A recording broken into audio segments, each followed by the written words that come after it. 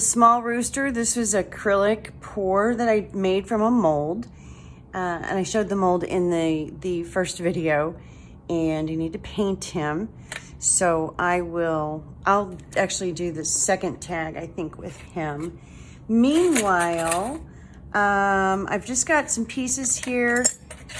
Got some pieces, these go together. I want to put those together. Just some leftover pieces of metal that I had gathered when I did the first cover.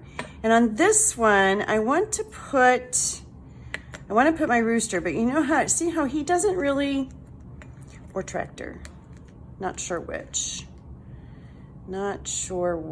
there. But they almost blend in too much to the background. So I think what I'm going to do is get a frame. I have one here that's an old frame, but I actually want to save, well,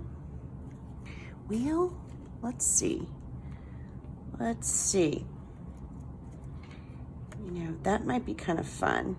Something kind of cool about that. So let's start there. I definitely think this is a spot where these washers can be used, because I need a little elevation on this side because of the chicken wire that's over here. So I think I can go ahead and glue this on, and I am going to use the matte medium again to glue these pieces on. Let me put some, you should see my table. I've got so much stuff out. When I'm in the middle of a journal, I am a mess, a hot mess. Okay. Okay. Now on this one, oh, this is the one where I need to paint my rooster.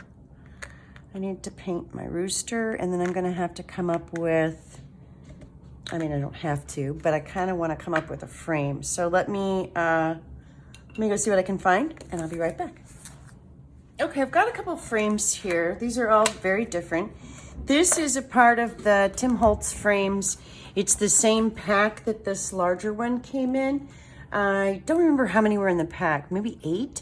I've used quite a few of them over time, but this one is one that is also a part of that pack. And it looks like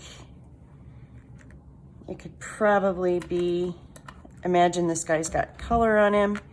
Looks like it could probably use some color.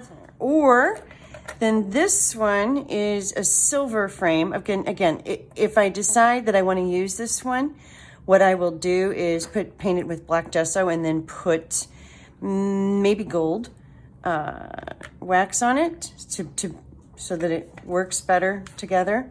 That's kind of cool.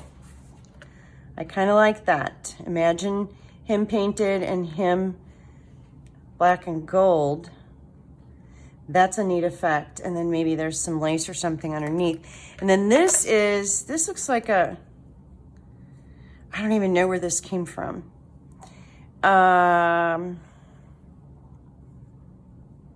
It almost looks like a resin frame. I don't know if it's one of the molds I've got.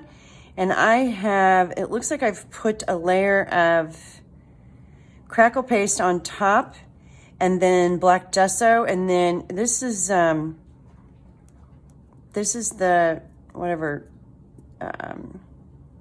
it's wax. This is a pink and this is a gold down here. It looks like I was testing out waxes and I ended up not using it, which is fine, because that can all be covered up if that's the one I want to use, but I'm thinking it's not. I feel like that's too big. This one goes with the cover, but you know, that one could work. But I really think, I really like what's going on here with the size of the rooster. I like that. I like the beginnings of that. So that's what we're gonna do. All right. Rooster Rooster Rooster Jr. We're gonna call him Rooster Jr. He needs to be painted. Metallic Vintage Gold. That'll go on last. Metallic Nutmeg. Metallic red wine. Sparks, phoenix feather. Metalique, blackberry. Sparks, night shadow. Metalique, forest green. Metalique, emerald green. All of them are by Prima Marketing, and they are all Art Alchemy acrylic paints. Okay? Okay. So we're going to start with, and I may not use all, these are the colors I used on Big Rooster, but because this is so small, I'm not sure if I'll be able to. We'll just see what happens here. And I painted the whole guy nutmeg. I just did the whole thing in nutmeg. So that that brown became my base. And the rest of the colors sat on top. Now, I did that. You don't have to do that. You could just go right in here and just start painting right on top of your gesso. The reason I did that, though, is because I wanted there to be, I wanted my colors to be a little darker than the vibrant colors that come out of the jar, directly out of the jar. I wanted them to be a little more toned down. And I wanted them to naturally have a little bit of a dark base to them. Not black. If I had wanted black, what I would have done was I would have used black gesso instead of the cream, which would have been fine. But I wanted a little bit of a darker, I wanted a brown sort of in some of these crevices, if you will. All right. So that's how I started. He's sticking to my fingers. This should be dry, and it is. I like it. I still want something behind that. I don't know what yet. I'll play with some things. Maybe it's just some cheesecloth. Not sure. Now, just to pull all of the colors together, I'm going to very lightly throw some gold wax on Mr. Rooster here. Yep.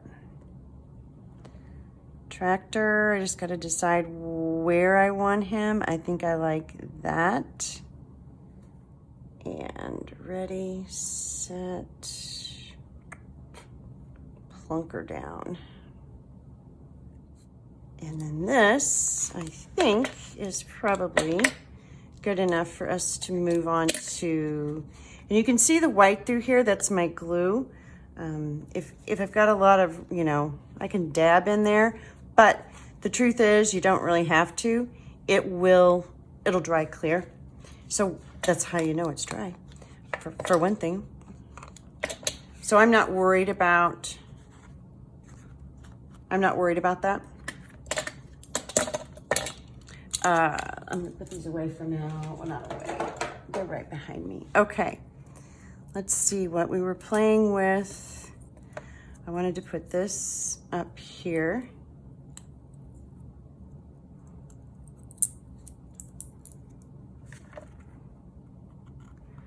It just feels like it's screaming that way on both of them. One of these tags will go with the journal.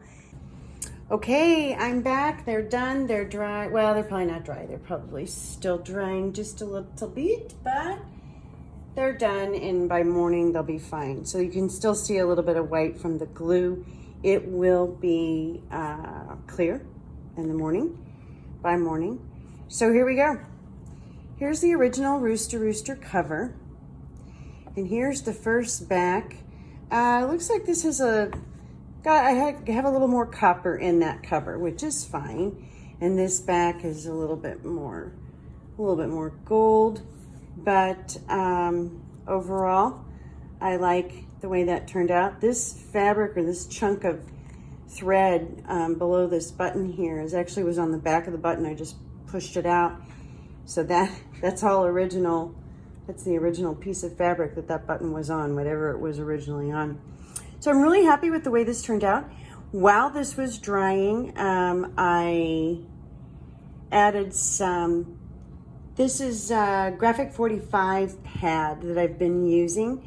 I added that paper on the back, the scrapbook paper on the back, and then I went in and sanded a little bit, sanded the edges a little bit, and then inked it up. And then put my clip back on. This clip is not glued on, it's the only part that's not. And then I went back to the front and added a little bit of patina waxed paste. Wax paste just to give it a little age. So there is, and now it needs to dry, and then I need to just put this under some weight to make sure that little tiny bit of warping that's there goes away. So that's tag number 1. Tag number 2 is different colors even still. But again, they should all kind of go together, although like I said, there's more copper on here. So this one has the metal tractor down here at the bottom on this piece of frame that was a vintage piece. I don't know how old, but certainly nothing brand new. And all the wear you see on here was just natural to what aging wear and tear. Got a little button in there, a rusty washer, and just a piece of filigree, little metal, half of a little metal flower. And that is tag number 2. Did the same back, used the same paper and my clip, same thing on that one. So there they are.